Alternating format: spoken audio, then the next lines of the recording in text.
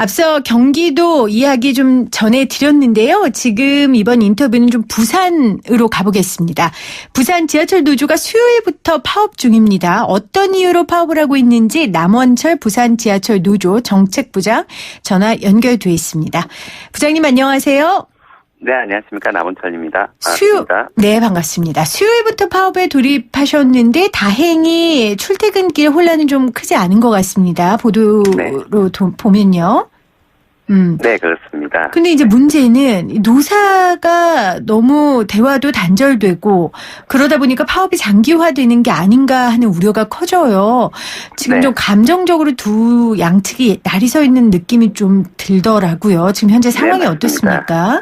네, 저희가 7월 9일 날 최종 교섭을 진행했지만 결렬이 되었습니다. 그러고 나서 저희가 어제 새벽 5시부터 파업에 들어갔었고요. 네. 그리고 현재 파업 1차인데 현재까지는 노사 간의 어떤 접촉이나 어떤 이런 게 그렇게 원활하게 진행되고 있지는 않습니다. 다만 오늘 오후에 이제 공사 측에 이제 좀 실무를 담당하시는 분과 노조 실무 담당하시는 분이 잠시 좀 면담을 짧게 가졌었습니다. 네. 그래서 좀 향후 어쨌든 시민들의 불편이나 좀 고려해서 파업을 조기에 처리할 수 있는 이런 방안들에 대해서 공사 좀 제시를 했었는데요. 저희 입장에서는 사실은 아직은 좀 많이 부족한 거죠. 네. 그렇습니다. 이종국 부산교통공사 사장이 노조는 적폐다라고까지 비판을 하고요. 또 부산시가 네, 지하철 파업 소식을 긴급 재난 문자로 전파한 것에 대해 굉장히 노동계도 반발하고 있는 상황입니다. 그래서 네, 그렇습니다. 이게 감정의 날이 더 서서 문제 해결이 조금 더 더뎌지는 게 아닌가 하는 좀 걱정이 돼서 여쭤봤고요. 자, 노조가 파업을 하게 된 이유를 좀 들어보고 싶습니다. 첫 번째, 임금 때문인데 이 부분에 대한 노조의 주장은 어떻습니까? 저희가 최근 임금은 4.3% 인상을 요구했었습니다. 처음에요. 네, 그렇습니다. 근데 이제 저희가 7월 9일 날 최종 교섭을 앞두고 최종 요구안을 마련하면서 임금 인상률 1.8%로 대폭 축소시켰습니다. 그렇게 하게 된 거는 어쨌든 교섭을 타결해야 되고 또 한 가지는 1.8%는 행정안전부에서 제시한 정부 가이드라인입니다. 전국 공기업에 공이 적용이 되는. 네. 이거는 사실 어찌 보면 가장 최저시라고 할 수 있죠. 저희가 받아야 될. 네. 근데 이제 공사에서는 올해 여러 가지 공사 재정 사항을 분류할 때 임금을 동결을 전제로 하면 나머지 쟁점들에 대해서 논의를 할 수 있다는 게 공사의 최종 입장이었거든요. 임금 동결을 하면 나머지 이야기를 한번 해보겠다가 공사 입장이었다는 거죠. 네.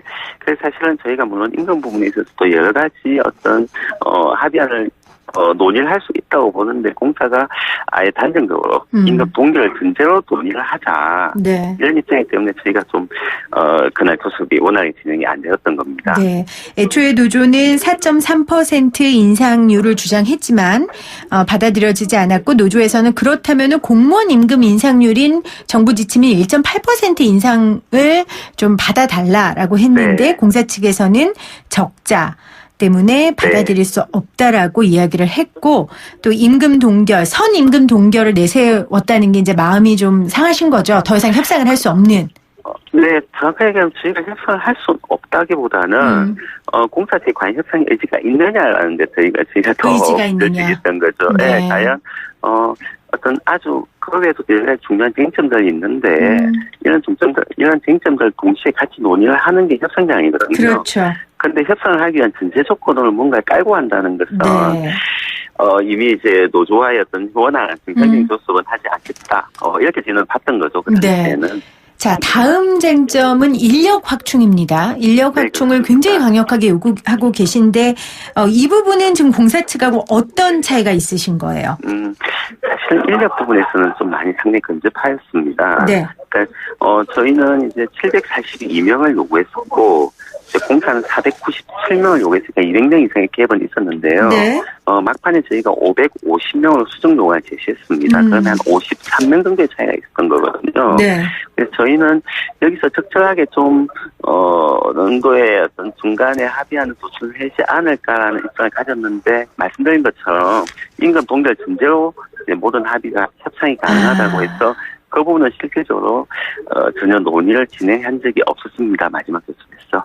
의견을 많이 좁혔지만 지금 네. 그 부분에 대한 논쟁 자체도 하지 못하셨군요. 협상 자체도. 네, 그렇죠. 네, 지금 노조에서 통상임금 중과분을 인력 채용 재원으로 쓰겠다라고 밝혔다고 지금 나오는데 맞습니까? 네, 맞습니다. 근데 이 부분도 아예 지금 얘기 자체도 못하고 있는 거군요. 그런 거죠. 그러니까 네, 그렇습니다. 네. 왜 얘기를 안 할까요? 그 임금 인상 때문에. 저희는 뭔가 좀 공사에서 이번 교섭을 하면서 많이 경직되어 있다는 걸 좀 많이 느꼈습니다. 네. 교섭이라는 건 좀 다양한 논의를 통해서 절충점을 찾아가는 거지 않습니까? 근데 만약에 교섭을 하러 나와서 나는 이거는 안 하면 절대 할 수 없어라고 대답하는, 이렇게, 얘기하는 거는 교섭에 대한 자체 자체가 좀 잘못되어서 오는 거거든요. 네. 여러 가지 임금이나 인력이나, 통상임금 문제뿐만 아니라 여러 가지 단체 협약에서 나타날 수 있는 노동자들의 어떤 고생 복지 관련된 이런 여러 가지 많은 논의거리가 있지 않습니까? 네. 근데 그런 걸 하려면 노조가 임금 동결 임금 동결 전제로 받아들이고 하자. 이런 자세는 저희는 사실 참, 그동안 겪어보지 못했던 것 같습니다. 그러면 공사가 지금 이런 기본적으로 하고 있는 이 자세를 바꾸지 않으면 협상이 더 이상 진정될 수가 없겠네요? 네, 그렇다고 보는 거죠. 거기다가, 이제 사회자께서도 말씀하셨지만, SNS에 부산시장이나, 부산교통회사 사장이, 노조와 전쟁을 하자, 노조는 스페셜이라 이런 표현을 하신 것처럼, 그런 사고가 이미 교섭하는 데 있어서 좀 이미 그런 사고를 가지고 계셨던 게 아닌가 해요. 돌이켜 보면 그렇기 때문에 교섭 굉장히 어려웠다 이렇게 생각하고 있습니다. 그렇군요.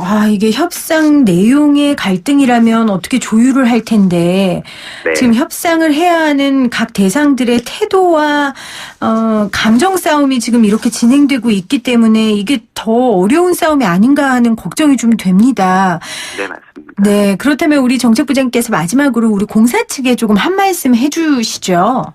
네, 저희가 임금 1.8% 인상이 마치 고임금을 받는 입장에서 더 많은 걸 한다 이런 좀 프레임을 계속 가지고 계시는 공사에서는 부산시도 마찬가지고요. 네. 근데 사실 저희는 저희가 요구하는 거는 이제 단체 협상과 임금 협상은 노동 조건을 개선하고 임금을 인상하기 위한 이제 협상 자리이기 때문에 당연히 임금 인상을 요구하는 건 당연한 겁니다. 네. 그런데 그렇지만 저희가 연간 300억 원에 이르는 통상임금 이제 상승분을 인력 채용과 사회적 공헌을 위해서 쓰라고 이미 제안을 한 상태였기 때문에 네. 사실은 핵심 쟁점에 대해서 보다 더 중요하고 시민들에게 필요한 사안에 대해서 좀 집중해서 같이 논의를 이어갔으면 좋겠습니다. 일단 테이블에 앉아야 됩니다. 우리 공사 쪽도 그렇고 노조 측도 그렇고 앉으셔서 제가 보니까 노조에서 통상임금 이 부분도 포기라기보단 좀 공동의 이익을 위해 쓰자고 내놓으신 거잖아요. 그렇죠. 이런 부분에 대한 좀 논의들을 같이 했으면 하는 바람입니다. 아무튼 시민들 불편하지 않게 우리 파업이 하루빨리 잘 마무리될 수 있도록 저도 기원하도록 하겠습니다. 지금까지 남원철 부산지하철 노조 정책부장이었습니다. 고맙습니다. 네, 감사합니다.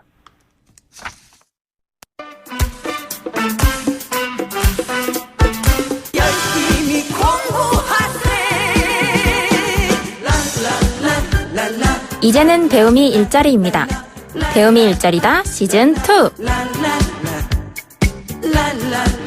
배움이 일자리다 시즌2 오늘 생생 퀴즈로 내드렸죠. 벌써부터 정답 많이 보내주고 계십니다. 샵 0945 우물정 0945로 배움이 일자리다를 함께하고 있는 이 대학의 이름을 보내주시면 됩니다. 보이는 라디오 유튜브 창도 열려 있습니다. 오늘 정말 특별한 분과 함께합니다. 제가 개인적으로 이분의 인생 이야기를 들으면서 이런 분이 수장으로 있는 학교라면 들을 이야기가 많겠다. 우리 청취자분들께 당당하게 소개해도 되겠다라는 확신이 들었거든요. 한국폴리텍대학 이석행 이사장과 오늘 함께합니다. 안녕하세요, 이사장님. 예, 반갑습니다. 고맙습니다. 불러주셔서. 반갑습니다, 이사장님. 에이텔 라디오와 한국폴리텍대학이 함께 배움이 일자리다를 한 지 한 6개월 넘었죠? 예, 정말 고맙습니다. 아닙니다. 저희도 이게 상생 경제죠. 특히 폴리텍을 통해서 우리 대한민국 국민들이 가장 목마르게 생각하고 있는 일자리 찾기에 도움이 된 것 같아서 우리 YTN에게 정말로 감사드리고요. 네. 또 우리 폴리텍 자랑을 충분하게 할 수 있어서 아주 그것도 좋았습니다. 네. 예. 제가 방송할 때마다 틈틈이 저를 폴리텍대학 홍보대사로 모셔가라고 그렇게 얘기를 하는데 폴리텍대학에서 전화가 안 와요. 아직 전화가 안 왔습니까? 오늘 제가 직접 모시러 왔습니다. 알겠습니다, 예. 이사장님. 저를 꼭 예, 예. 모셔가 주시기를 예, 모셔가겠습니다. 바랍니다. 저는 이 방송하면서 참 땀의 가치, 성실의 가치에 대해서 다시 한번 배우는 계기가 됐어요. 우리 이사장님은 방송 들으시면서 좀 어떤 생각하셨는지 궁금해요.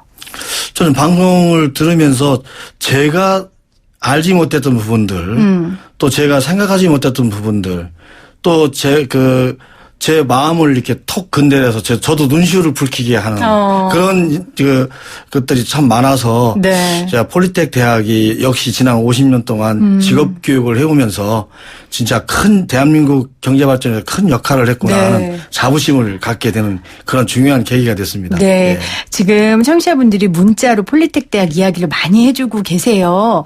3620님은 폴리텍 대학 요즘 4년제 대학 졸업하고 취업이 안 돼서 폴리텍 대학 가는 사람 많다고 하던데요. 라고 보내주셨고요. 네, 맞습니다. 저희도 이 사례 이야기했던 것 같아요. 4070님은 폴리텍 대학입니다. 제가 인천 살 때 주안에서 본 것 같습니다. 하셨어요. 주안에도 있고 또 저 대학 앞에도 있습니다. 두 군데가 있습니다. 전국에 그리고 캠퍼스가 있죠. 전국에 38군데가 있습니다. 각 지역 예. 팔도에. 예, 예. 그래서 전국 팔도에서 몰려오세요. 저희 방송에 예. 폴리텍 식구들이. 고맙습니다. 네, 2935님이 폴리텍 대학 열심히 공부하고 또 배워서 새로운 인생의 즐거움을 알게 돼갑니다. 고맙습니다. 이렇게 남겨주셨습니다.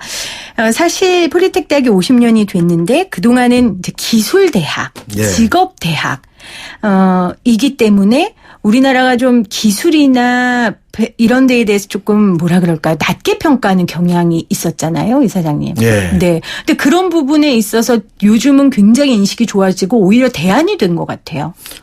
그렇습니다. 지금 저희들 그 전문과정 같은 경우도 보면 대학을 졸업하고 폴리텍으로 유턴하는 학생 수가 거의 지금 60% 가깝게 육박하고 있기 때문에 네. 그걸로 봐도 그렇고 심지어는 2년 과정 같은 경우도 이번에 S대 출신 학생이 인천 같은 경우 2명이나 입학을 하는 걸로 봐서 우리 모두가 아는 그 S대. 예. 네. 그렇다면 그 대학보다 우리가 더 대안이지 않는가 싶어서 제 꿈이 바뀌었습니다. 그래서 우리 폴리텍 대학을 세계 100대 대학 안에다가 어떤 경우든 한번 이렇게 앉혀보겠다는 생각을 그런 꿈을 갖게 됐습니다. 세계 100대 대학 안에 폴리텍 네. 대학이 들어가면 YTN 라디오 공이 크다는 거 그럼요. 잊지 않으셨으면 좋겠고요. 자, 제가 아까 이 코너를 하면서 땀의 가치, 성실의 가치를 안다고 했는데 사실 한국 폴리텍 대학의 이석행 이사장의 삶을 보면 정말 땀과 성실의 결정체가 아닌가라는 생각이 들어요. 지금 우리 이사장님 손이요 엄청 두꺼우세요. 진짜 기술자로 평생을 사셨죠. 저는 처음에는 초등학교 때는 나무꾼이었고요. 초등학교를 졸업하고 1년 동안은 제 광부였고요. 또 중학교를 졸업하기 전에 중학교 또 이제 늦게 들어가는데 중간에 이제 그 쉬는 기간이 돈이 없어서 쉬는 기간이 생겨서 그때는 구두닦이였고요. 그래서 그러고 나서 고등학교를 졸업하고는 이제 평생 이제 노동자로 사는 거죠. 예. 와, 정말 땀과 눈물과 성실이 이 손에 다 묻어있네요. 우리 보이는 라디오로 한 번만 보여주세요. 이 손이 이사님 체구는 작으신데요. 아우, 제 손은 정말 부잣집 아가씨 손이네요. 우리 이사장님 손에 비하면 제 손이 조금 부끄러워지는데 노동자로 현장에서 살아온 시간이 길었는데 폴리텍 대학의 수장으로 지금 살고 계세요. 현장 기술자 출신이기 때문에 강점이 굉장히 많으실 것 같아요. 그렇습니다. 제가 이제 그 고등학교를 국립전북기계연구를 나왔습니다. 그래서 국립전북기계연구가 기계연구로는 1기들입니다. 저희들이. 제 1회였고, 그러고 난 뒤에 이제 그 방위산업체에 취업을 했죠. 그러다 보니까 제가 이제 150원의 대포도 만들고 또 이제 미사일 개발하는 데서 개발도 하고 하다 보니까 고등학교 때 배웠던 그 기술은 기술이 아니고 거기 이제 회사에 취업해서 배웠던 그 기술이 사실 지금도 어지간한 분들은 저 기술을 따라올 분이 별로 없습니다. 그렇게 이제 그렇게 하고 또는 저는 그걸 놓치지 않기 위해서 네. 노동운동을 하면서도 꾸준하게 현장도 가보고 또 저 책도 좀 사서 보고 또 기업을 찾아다니면서도 지금 기술의 변화가 어떻게 되고 있는가를 쭉 이렇게 읽으면서 살아왔기 때문에 폴리텍에 와서 큰 도움이 되는 것 같습니다. 네. 예. 근데 사실 학교라는 집단이 굉장히 보수적인 곳이에요. 이 방송 혹시 듣고 계신 교수님들이나 대학교 관계자분들은 잠깐 라디오를 꺼주시면 그러다 보니까 사실 교수 출신이 아닌 사람이 이사장으로 온다고 할 때 학교 내 반대가 굉장히 심했을 것 같아요. 뭐 익히 잘 알고 계시지 않나요?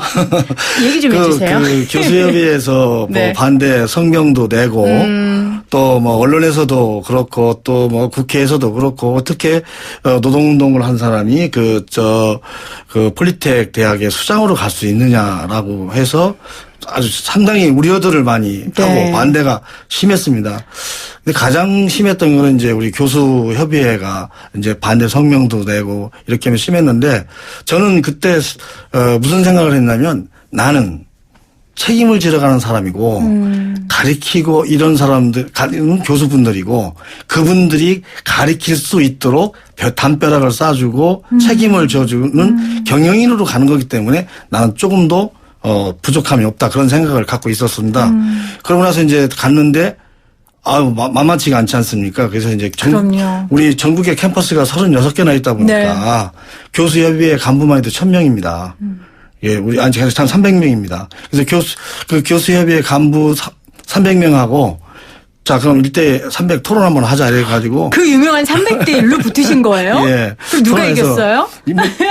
누가 이겼다고 할 수는 없고요. 지금 이렇게 웃으면서 네. 말씀하신 거 보니까 이사장님이 지신 거예요. 진 졌어요. 사람이 예, 원래 그럼 이기는 원래 거거든요. 제가 지죠. 어떻게 이기겠습니까? 이기려고 하면 그럼요. 싸움이 되잖아요. 마음을 근데 못 얻죠. 그래서 일단은 내가 생각하고 있는 거, 제가 생각하고 있는 거를 충분하게 말씀을 드렸어요. 네. 그리고 그분들을 존중을 했고 네. 의견을 네. 대신 함께 같이 갈 수 있는 공통 분모가 무엇인지 한번 같이 찾아보자. 뭐 이렇게 좀 했고 그러고 난 뒤에도 이제 학교 재편이나 이거 할 때마다 보통 공청회를 하면 이사장이 안 나오고 국장들이 다 한다고 하더라고요. 일반 학교 같은 데는. 네. 제가 직접 노동조합도 만나고 학교도 교수협의도 만나고 또 같이 공청회도 하고 통합공청회도 하고 네. 이러면서 소통을 좀 많이 했습니다. 그러니까 교수분들의 마음을 산 방법은 당신들과 나의 전문성이 다르고 내가 여기에 수장으로 오면서 당신들의 전문성을 더 살릴 수 있도록 노력하겠다라고 말씀을 해 주신 것 같아요. 맞나요? 그렇게 하기도 했고요. 이제 교수분들이 처음에 저를 이제 저는 언론도 그렇고 지금 우리나라가 보면 선입감을 갖고 많이 보는 것 같더라고요. 근데 저는 한 가지 자신 있던 거는 폴리텍 대학이기 때문에 저는 자신이 있었거든요. 제가 기술자 출신이기 때문에. 그리고 저는 현장을 꾸준하게 봐왔기 때문에 저는 그걸로 승부할 수 있다고 생각을 했습니다. 그러니까 땀과 노력으로 평생을 산 분의 자부심이 느껴져요. 어디 덤벼봐라. 나만큼 노동해봤어? 나만큼 땀 흘려봤어?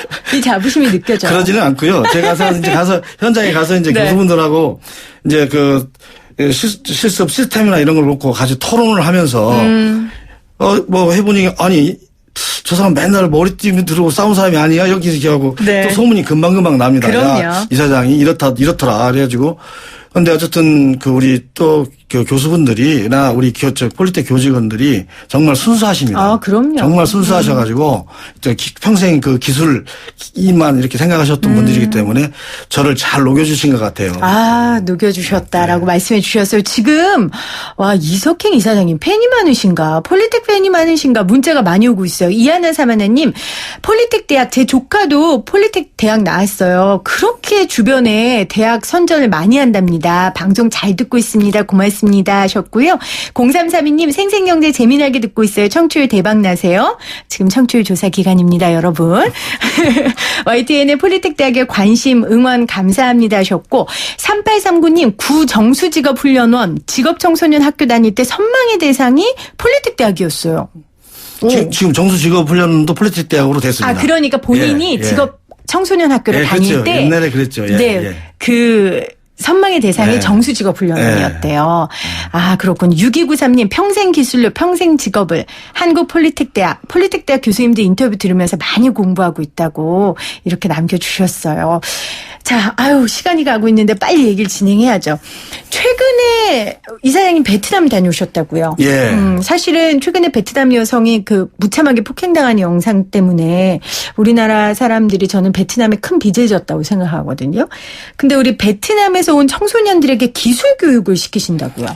예, 저는 그 베트남에 대해서 이미 한 번 우리가 앞에도 빚을 졌고요. 이번에도 일어나지 않아야 될 일이 일어났는데 사실 어떤 경우든 폭력은 그럼요. 저는 절대 반대하는 사람인데요.